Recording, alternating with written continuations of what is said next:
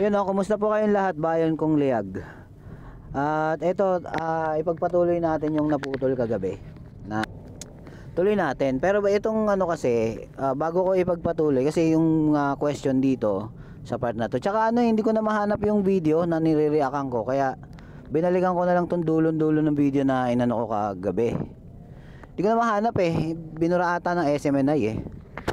Ba't kaya nila binura, no?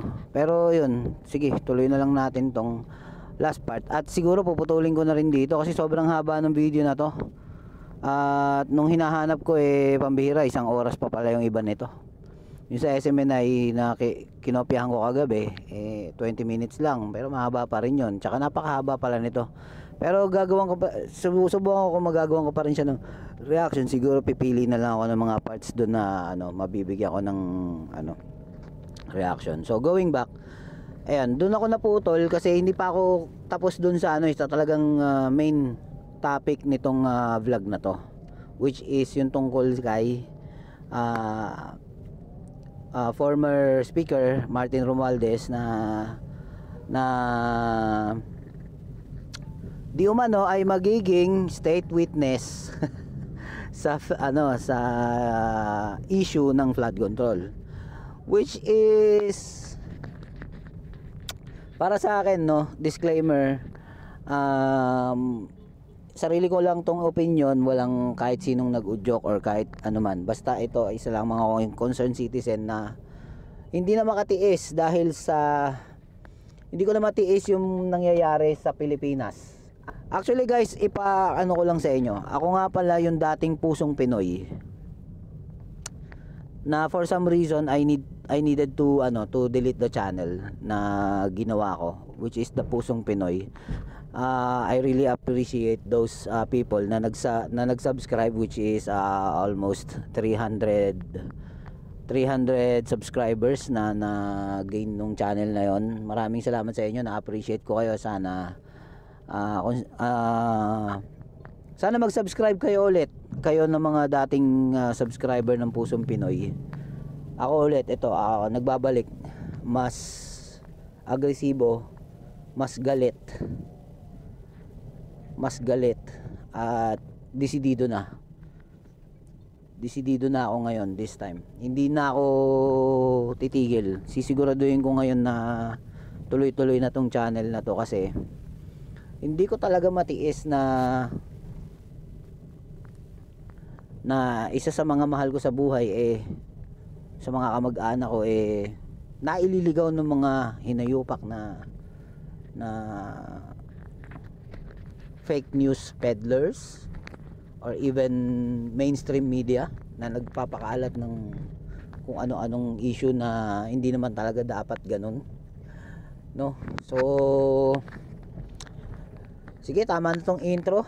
Balik na tayo dun sa issue, yung tungkol dun sa pagiging state witness di umano ni Martin Romualdez, which is hanggang ngayon wala pa akong balita kung confirmed na ba yun. At yun, nabanggit nga ni VP Sara sa last part na hindi siya nagkomento agad sa pagiging state witness kasi hindi pa nga confirmed. Yun ang ina-admire ko talaga kay VP Sara, na hindi siya basta-basta nagko-komento hanggat hindi kumpirmado. Unlike doon sa kabila, nakalaban nila, lalo na si Ating Claire,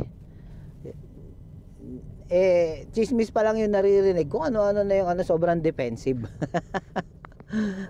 Na ultimo si Romualdez pinagtatanggol ni Ating Claire, na hindi ko maintindihan bakit mo pinagtatanggol si Romualdez, hindi ka naman tagapagsalita ng House of Representatives. Tagapagsalita ka ng presidente, bakit pati si Romualdez ipinagtatanggol mo? Nakakapagtaka. Bakit, Ating Claire? 'Di ba? So ayan, nalayo na naman ako sa issue. Sige, balik tayo. Si Romualdez, para sa akin, ano yun, bakit siya magiging state witness? Isa ka doon sa itinuturo sa lumabas na resource person sa Senate hearing na bumulaga kay Tito Soto at kay Mr. Chair Panfilo Lacson, na nabulaga silang lahat doon in the middle of the hearing, na bigla na lang may lumitaw na Gutesa. Yun, naalala ko na yung pangalan, si Gutesa pala yun, no? So ayun, na ibinunyag kasama isa ka sa main cast sinasabi, which is kung sa batas tayo babase, according kay VP Sara, binanggit niya naman dito, at sa isa pang abogado na napanood ko, which is si Attorney Pogi, na si Attorney Neil Abayon, sinasabi doon na kapag ikaw, para ka maging state witness, dapat hindi ikaw ang main na akusado. Ikaw yung tinuturo 'di ba? Ikaw yung tinuturo, papunta na nga doon sa mas mataas pa sa iyo Romualdez. Bakit ngayon ikaw magiging state witness, which is kagaguhan 'yun. Hindi ikaw pwedeng maging state witness. Ano to? Iiwas ka?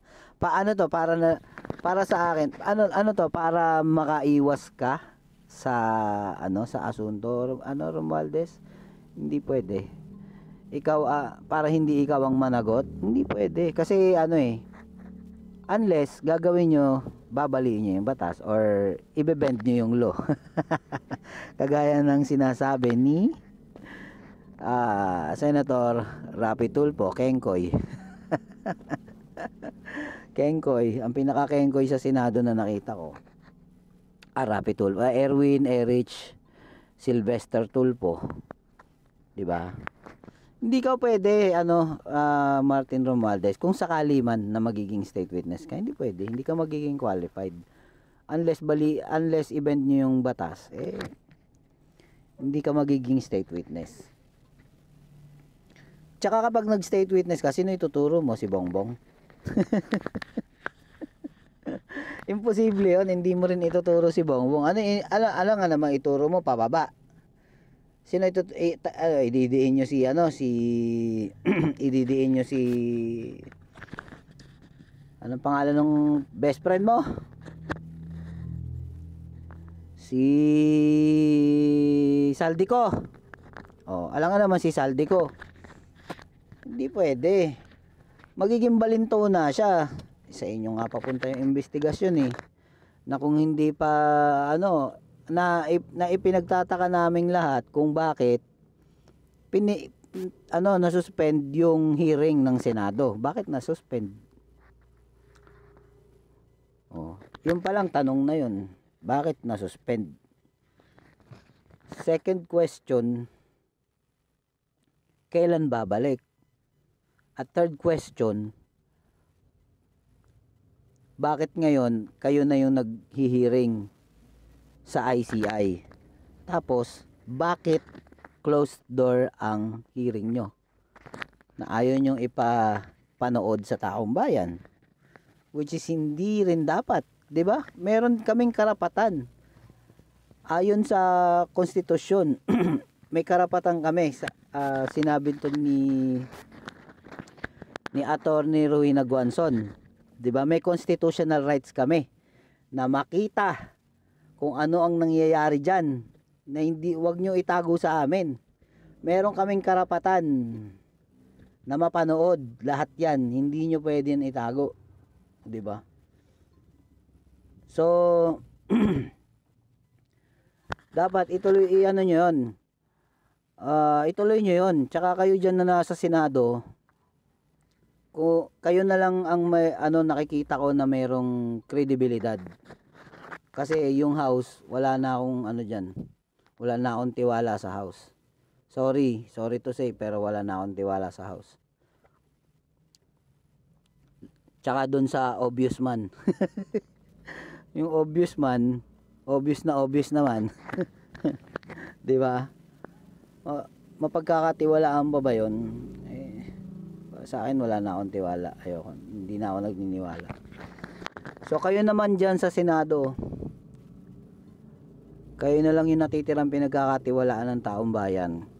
Kung talagang para sa taong bayan kayo, kayo dyan na nasa majority, take this as a challenge. I am speaking in behalf of taong bayan, the real taong bayan. Kasi bakit ko sinabing the real taong bayan? Marami kasi nagsasabi diyan taong bayan nasa likod nila taong bayan. Lalo na sila Riza Ontiveros, sinabi nila taong bayan, taong bayan. Baka taim bayan yung yung sa kanila. Kasi sila mga tae. Yung sino mga sumusuporta sa kanila, mga tae. Na-shoot na sila sa Inidoro, nagbalik pa. No, 'di ba? So, kami na real taong bayan ay nagsusumamo sa inyo, Senate of the Philippines. Kayo na nasa majority diyan. Gawin niyo yung tama. Parang awa niya na. Yung nasa majority, pwede kayo mag-check, magpalit ng leadership diyan kung nakikita nyo na mali na yung yung nangyayari. Kitang-kita naman mali na 'di ba? Senate of the Philippines. Kayo na lang yung pag-asa namin. Gawin niyo yung tama. Maawa kayo sa taong bayan, sa totoong taong bayan.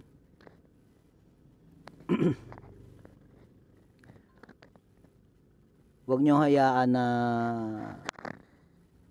ungguyin kami ng mga hinayupak na to. Tinatarantado na lang tayo niyan Hindi na tama yung mga ginagawa nila. Hindi pwedeng mangyari na si Martin Romualdez maging state witness. Kalokohang malaki yan. Kalokohang malaki yan. So hanggang dyan mga kababayan.